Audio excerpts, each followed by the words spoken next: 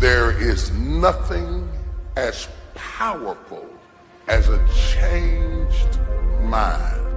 You can change your hair, your clothing, your address, your residence. But if you don't change your mind, the same experience will perpetuate itself over and over again, because everything outwardly changed, but nothing inwardly changed. You know, nothing happens unless you change. So change is not our enemy, it's our friend. There's a season that you may go through a difficult period, but that is to wake up your ability to change. You cannot become what you were born to be unless you are not willing to change into something you are not. This is why change is so important. I like what it says here. Shakespeare says, sweet are the uses of adversity. We never grow in good times. We never advance unless we're under pressure.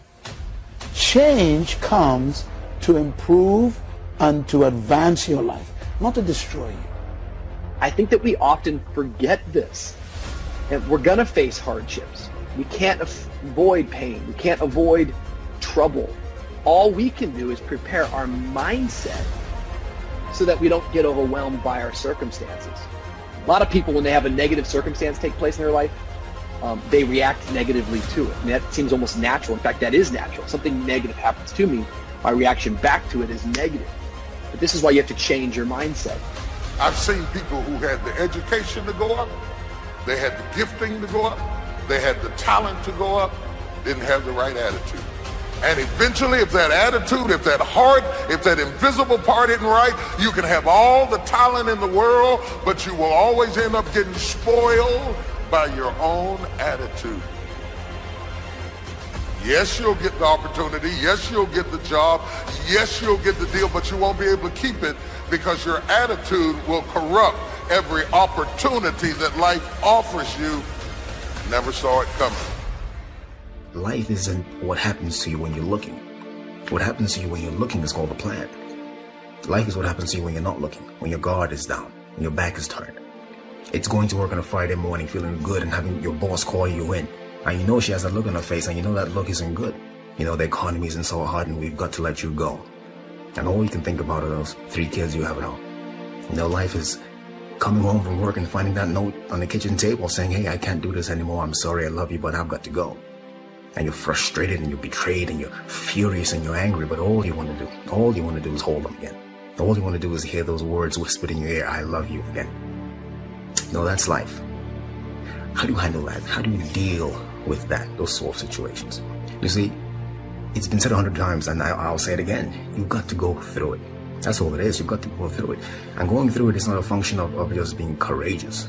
It's not a function of just saying, well, I'm going to close my eyes and see what happens next. It's not that. It's really a function of 3 things. It's a beginning, it's a middle, and an end. And before you go through it, there's a choice. You make a choice to say, well, I'm either going to stay here or I'm going to be over there someday, somehow. It's a choice. So going through it and thinking about these 3 steps, beginning, middle, and end, you know, you can really save yourself a lot of trouble. And you can discover something more about yourself. It's called life and it's not personal. Stuff's going to happen. And if you make it to the 40-yard line, if you can make it to age 40, between 40 and 60, it begins to intensify. All kind of things happen. Between 40 and 60, my mother was diagnosed with breast cancer and finally died. Between 40 and 60, I was diagnosed with prostate cancer. Between 40 and 60, I went through a divorce from someone that I loved very much. Between 40 and 60, had a nationally syndicated talk show, highest rated, fastest canceled talk show in the history of television. Between 40 and 60, oh, life put a whooping on me. It ain't personal. It's called life. You know, I was homeless, man. I mean, you know, you're in a position where you're going, I got nowhere to go except up. I might as well keep hustling. I was in comedy. I just wasn't making nothing. All the money I was making, I was sending back home to my wife and kids. That didn't last long. She got tired of that real fast. But I couldn't go back to Cleveland because I wouldn't have enough money to drive back down south to perform. One time I drove to the house in Cleveland. I finally got enough money. I drove to the house in Cleveland. Everybody was gone. I didn't see my kids for almost 2 years. They just left, boarded up the house. So next thing you know, I'm in the car. I lived there, but it taught me determination, man. I'm a really, really determined person. It also taught me that no matter what happens to you, it ain't over. I was determined to be something. As long as God wakes you up, that means he ain't through with you yet. There is nothing as powerful as a changed mind. The only way off of welfare is to change your default settings. The only way to get a good education is to change your default settings. As long as you're programmed with what you can't do and what you can't be and what you can't have, you will never get up. But I dare you to go into your phone booth like Clark Kent and spin around and come out Superman and say, wait a minute, I'm better than this. I'm getting ready to change my default setting. I will not let you abuse me. I will not stay. There is nothing as powerful as a changed mind. So, the first thing you have to think about when you're going through something is very simple. It's, I'm not where I want to be, but I know I can get there. I have faith that I'm going to get where I want to be. So yeah, go through the grieving process. Grieve. Accept that. Say yes to that.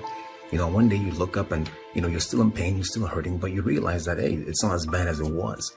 It doesn't hurt as much as it did. And I'm going forward, I'm moving forward. And at some point you emerge, you get to the other side, and you know that, hey, I haven't forgotten, but the pain doesn't hold you captive anymore. You're not crippled by the emotion, by the experience.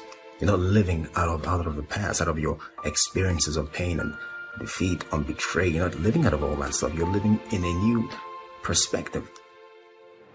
It's not what happens that determines the major part of your future.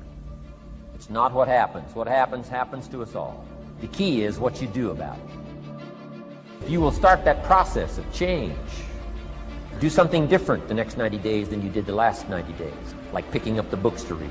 Do something different, like the new health disciplines, relationship with your family, whatever it is, doesn't matter how small it is. If you'll start doing different things with the same circumstances, since we cannot change the circumstances, but we can change ourselves. We can change what we do.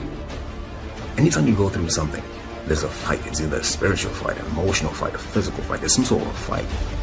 But the key to the whole thing of this fight is that the form is in the fight. That's the only thing you should take away from here today. The form is in the fight. What does that mean? It means that you don't get to become this interesting, dynamic, creative, courageous woman, amazing man, without going through something.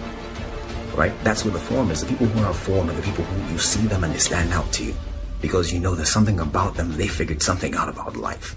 They're attractive to you. They're interesting to you. These people have form because they've gone through something. You know, so don't run away from the fight. Meaning, go through it. Don't be afraid to go through it. Get through it, because at the end of getting through it, I guarantee you there's at least one thing you discover about yourself. You discover that there's a version of you haven't discovered yet. You don't even know exists yet. It's not that you might not mess up and do what you used to do. It's just that it's no longer your normal. And when it's no longer your normal, you will never go back to it like it used to have you. Because the moment you get out of the situation, you change back into who you're supposed to be. Y'all don't hear what I'm saying to you. Both the pig and the sheep can fall into the same mud, but the difference is in the default. The pig is defaulted to lack the mud. The sheep has a default that says, I don't belong in this mess. I might be in this mess, but I don't belong. I don't have to tell you things are bad. Everybody knows things are bad. It's a depression. Everybody's out of work or scared of losing their job. The dollar buys a nickel's worth. We know the air is unfit to breathe and our food is unfit to eat. We sit watching our TVs while some local newscaster tells us that today we had 15 homicides and 63 violent crimes, as if that's the way it's supposed to be. We know things are bad, worse than bad. I don't want you to protest. I don't want you to riot. I don't want you to write to your congressman because I wouldn't know what to tell you to write. I don't know what to do about the depression and the inflations and the crime in the street. All I know is that first, you've got to say, I'm a human being. God damn it! My life has value.